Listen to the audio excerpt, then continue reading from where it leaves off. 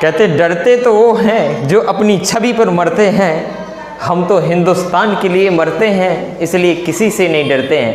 कहते हैं कोई भी लक्ष्य मनुष्य के साहस से बड़ा नहीं, हारा तो वो है जो इंसान कभी लड़ा ही नहीं। ये भगवान जो है श्री कृष्ण ने भागवत गीता में आज से 5000 साल पहले दे दिया था, तो आप उसको अपनाइए। तो आज मैं बात कर रहा था कि मैथ को कैसे पढ़ते हैं और आप कॉन्सेप्ट को कैसे बिल्डअप करते हैं। तो मैं आप उसी को मेन मुद्दा तो मेरा समझाना वो है। तो जैसा कि आप लोगों को थंबनेल में आप लोगों ने देख ही लिया होगा, तो मैं आपको समझाता हूँ कि मैथ पढ़ते कैसे हैं। तो आप ये समझो कि अगर ऐसा होता है मैथ में तो आंसर 100% आएगा। अगर ऐसा होता है तो आंसर को 100% आना पड़ेगा। बशर्ते ये नहीं कि अगर 2 गुणे 3 होता है तो 6 ही होगा, चाहे 3 गुणे 2 कर दो तब भी 6 होगा, चाहे 2 गुणे 3 कर दो तब भी 6 होगा। अर्थात अगर कॉन्सेप्ट आपका सही है तो आंसर 100% आएगा। और आप बहस करिए, जितना बकवास करोगे उतना ही आपका दिमाग खुलेगा, उतनी ही अच्छी तरीके से मैथ्स होगी। तो चलते हैं, मैं आपको समझाता हूँ कि मैथ को अगर स्टार्ट करते हैं तो कैसे कैसे स्टार्ट कर सकते हैं। तो थोड़ी सा समझिएगा, आप पेशेंस बनाए रखिए, समझना इधर से ध्यान दो। अगर मैथ आप स्टार्ट करते हैं तो मेरा समझो मैं कैसे पढ़ाता हूँ और मैं कैसे कवर करता हूँ, जो है समझना। अगर मैंने कोई टॉपिक स्टार्ट किया, अगर आप जो है पढ़ते हैं मैथ को तो पहले ऐसे स्टार्ट करिए, कहाँ से, उस टॉपिक को रिलेट करिए जो एक दूसरे से रिलेटेड है। ऐसा जो है बिल्कुल है, जैसे मैं आपको बताऊं, यहाँ से अगर मैं परसेंटेज की बात करूँ तो परसेंटेज हो गया, प्रॉफिट एंड लॉस हो गया, CI/SI हो गया, मिक्सचर एलिगेशन हो गया, पार्टनरशिप हो गया, एवरेज हो गया, रेशियो एंड प्रोपोर्शन हो गया। ये टॉपिक ऐसे हैं कि एक दूसरे से स्टार्ट होते हैं, मतलब रिलेट करते हैं। मैं अगर अपनी क्लास भी लेता हूँ तो मैं इसी टॉपिक से स्टार्ट करता हूँ। दूसरा, अगर मैंने इधर से स्टार्ट कर दिया, टाइम एंड वर्क स्टार्ट किया अगर मैंने, तो time and work, pipe and system, इसके बाद मैं आ जाता हूँ सीधा टाइम एंड डिस्टेंस में। छोटे छोटे टॉपिक, वॉट एंड स्ट्रीम हो गया। तो ये टॉपिक जो है मैं इधर कवर करता रहता हूँ धीरे धीरे, अगर मैंने इधर से स्टार्ट किया, क्योंकि ये एक दूसरे से रिलेटेड है। इसके बाद अगर मैंने स्टार्ट किया यहाँ से, समझना, अगर मैंने नंबर सिस्टम से स्टार्ट किया तो नंबर सिस्टम हो गया। ये छोटे छोटे टॉपिक हैं नंबर सिस्टम में। नंबर ऑफ यूनिट डिजिट क्या होता है, नंबर ऑफ टेलिंग जीरो क्या होता है, रिमाइंडर थ्योरम क्या होती है, APJP क्या होता है, पावर इंडाइसिस इंटर्ड क्या होता है, और सिंप्लीफिकेशन। ये छोटे छोटे टॉपिक इसमें कवर कर देता हूँ। इसके बाद मैं अगर बात करूँ तो इसी में से मैं आपको समझाता हूँ LCM, HCF हो गया और LCM हो गया, LCM HCF हो गए आपके। ये छोटे छोटे टॉपिक और अलजेब्रा इसमें मैं कवर करवा देता हूँ बेसिकली, जो जैसे कंबाइंड बैच लेता हूँ। अगर आप भी अगर पढ़ते हैं तो पहले धीरे धीरे इन्हीं टॉपिक को कवर करिए। तो फिर देखिए, अगर मैंने मैथ में स्टार्ट किया इधर से पढ़ाना, अगर मैंने ज्योमेट्री से स्टार्ट किया पढ़ाना, तो थोड़ी आप समझिए। तो अगर तीसरी बात मैं अगर बताऊं तो मैं 4 तरीके से जो है पढ़ता हूं और पढ़ाता भी हूं। अगर मैंने परसेंटेज से स्टार्ट किया तो परसेंटेज हो गया, प्रॉफिट एंड लॉस हो गया, CI/SI हो गया, मिक्सचर एलिगेशन, पार्टनरशिप हो गया। ये छोटे छोटे टॉपिक इधर चलते रहते हैं। इसके बाद अगर मैं बात करूँ तो अगर मैंने वर्क इन टाइम से स्टार्ट किया तो वर्क इन टाइम हो गया, पाइप एंड सिस्टम हो गया, बॉट एंड स्ट्रीम हो गया, टाइम एंड डिस्टेंस। ये छोटे छोटे टॉपिक चलते रहते हैं। नंबर सिस्टम तो मैंने आपको बता ही दिया, LCM HCF हो गया, अलजेब्रा हो गया। अगर चौथा चीज़ मैं स्टार्ट करता हूँ यहाँ से ट्रिग्नोमेट्री से। ट्रिग्नोमेट्री की बात करें तो ट्रिग्नोमेट्री हो गया आपका। तो इसके बाद जो है मेंसुरेशन में आ जाता हूँ। मेंसुरेशन में बात करूँ तो 2D और 3D इसी में आप कवर करवा देता हूँ। इसके बाद ज्योमेट्री हो गया, ज्योमेट्री के बाद होता है कोऑर्डिनेट ज्योमेट्री। इस तरीके से आपका टॉपिक पूरा का पूरा मैथ कवर हो रहा होता है। अब इसमें अगर मैं स्पेसिफिक बताऊँ तो इसमें भी बहुत सारा है।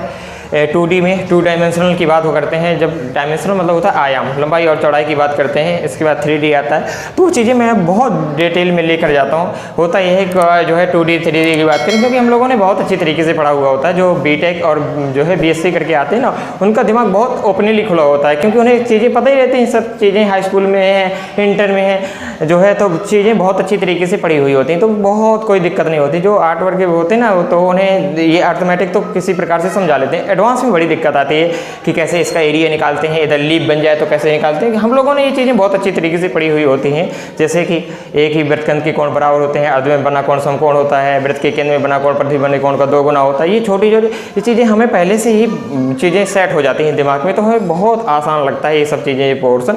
तो मैं आपको इधर समझाता हूँ। आगे की अगर बात करूँ तो ये हो गया 2D, इसमें कवर करेंगे। 3D हो गया, इसमें आप कवर करिए। ज्योमेट्री हो गया, कोऑर्डिनेट ज्योमेट्री हो गया, इस तरीके से आप कवर करिए। एक एक टॉपिक अगर पढ़ते हैं, अगर मान लो 2D पढ़ते हैं तो 2D में है लंबाई और चौड़ाई की, क्योंकि 2 डायमेंशनल है तो लंबाई और चौड़ाई की अगर बात करते हैं तो इसमें जैसे आपका स्क्वायर हो गया, स्क्वायर में है तो मैं देखूँगा, आपको बताऊँ हकीकत कितना जो है तो आपको पढ़ाया जाता है, तो आपको उतना नहीं पढ़ना है, पूरा का पूरा निचोड़ दो उसको जो है। अगर आप पढ़ते हो, कहीं भी पढ़ते हो, ठीक, जरूरी नहीं कि जो है इसी चैनल से पढ़ो या यहीं पे पढ़ो।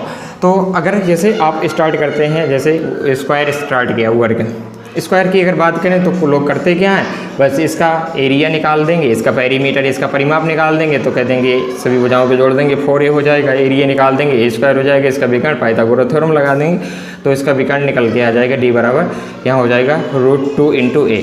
बस इतनी चीज़ें समझा देते हैं, कह देते हो गया। ऐसा नहीं है बच्चा, इसमें जो है अगर इसमें बात करें तो इधर लीप बन जाए तो इसका एरिया क्या होगा, ठीक, इधर अगर वृत्त बन जाए तो इसका क्या होगा। अगर इसमें जो है तो वर्ग में इधर अगर इसको सर्किल मान के, अगर इसको ओरिजिन मान के एक चौप ऐसे खींच दिया जाए, अगर एक कॉर्ड यहाँ से खींच दिया जाए तो इसका एरिया क्या होगा, इसका एरिया क्या होगा, इसका एरिया क्या होगा, यहाँ वृत्त बना दिया जाए, यहाँ वृत्त, यहाँ। तो ये चीज़ें मैं आपको क्लास में समझाता हूँ बहुत बेहतरीन तरीके से, एक एक चीज़ समझाता हूँ। लीफ का एरिया कैसे निकालते हैं, इसके बाहर जो है तो अगर समान चौड़ाई का रास्ता बन जाए तो रास्ते का क्षेत्रफल क्या होता है, अंदर बन जाए, बीचों बीच सड़कें काटते हैं, कैसे एरिया निकालते हैं, विदिन सेकेंड में आप सॉर्ट आउट करते हैं। तो ये चीज़ें आप बेहतरीन तरीके से समझना हो तो इस चैनल पर आइए, और अगर और ही अच्छी तरीके से समझना है तो मेरा तो बैच ही चलता है, तो मैं उसको पढ़ाता हूँ, ऑफलाइन क्लास लेता हूँ। तो मैंने आपको समझाया कि मैथ को कैसे पढ़ना है धीरे धीरे, तो इसको आप कवर करिए।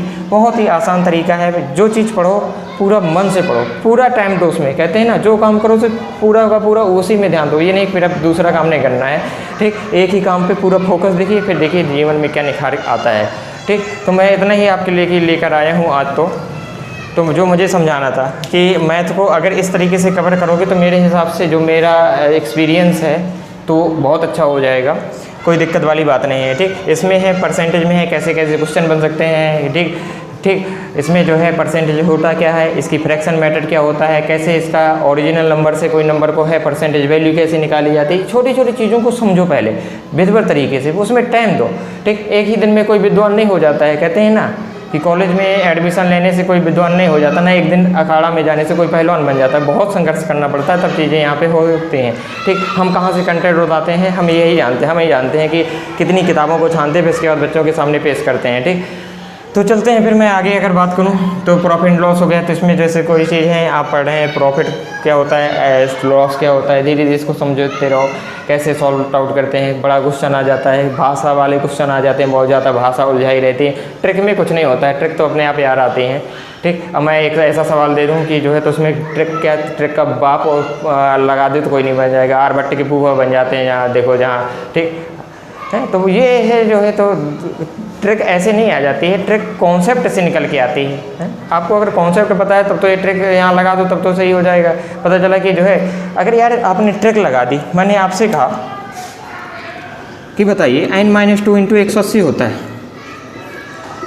एक्सटीरियल एंगल जो है किसी भी पॉलीगन के अगर इंटीरियर एंगल का सम निकालना है, किसी भी बहुभुज के सभी अंतःकोणों का अगर योगफल निकालना है तो ये फार्मूला होता है। तो अगर ये फार्मूला आया है तो कहाँ से आया है, इसका आपको प्रूफ पता होना चाहिए, तब तो ये याद रहेगा। ऐसे है मैं आपसे कहूँ कि सबसे बड़ी नील नदी कौन सी है, आपको पता है नील नदी है, ये है। तो उसके बारे में अगर मैंने बताया कि वो विक्टोरिया झील से निकलती है, ये कहाँ पड़ता है, अगर डिटेल मैंने आधा घंटा उसी के बारे में बहुत भाषण दिया तब तो अब चीज़ें दिमाग में रहेंगी। तो पहले आप जहाँ भी पढ़ते हैं उससे पूछिए कि ये कहाँ से आया है, ठीक। कैसे कैसे ये होता है, ये ऐसा हुआ तो क्यों हुआ, उसका रीजन, क्वेश्चन क्रॉस क्वेश्चन करो यार। तब टीचर की औकात तो तब समझ में आती है जब सामने वाला कोई क्रॉस क्वेश्चन करता है, ठीक। तो मैं बस आपसे यही कोशिश कहता हूँ कि आप अगर इस तरीके से पढ़ेंगे तो मेरे हिसाब से बहुत अच्छा हो जाएगा। जैसे आप पढ़ते हैं परसेंटेज हो गया, प्रॉफिट एंड लॉस हो गया, CI हो गया, SI हो गया, मिक्सचर एलिगेशन, इस तरीके से ये टॉपिक अगर कवर करो तो ये एक ही टॉपिक होते हैं, मतलब एक दूसरे से रिलेट करते हैं, तो अच्छी तरीके से कवर हो सकते हैं। इसके बाद टाइम एंड डिस्टेंस हो गया, आपका पाइप एंड सिस्टम हो गया, time and distance, boat and stream हो गया। तो ये ऐसे टॉपिक हैं, ये अगर कवर करेंगे तो हो जाएगा। इसके बाद ये एक दूसरे से रिलेट करते हैं, ये खत्म हो जाए फिर यहाँ से स्टार्ट कर दो। मतलब मैं तो, मेरा पढ़ाने का तरीका तो यही है, ठीक।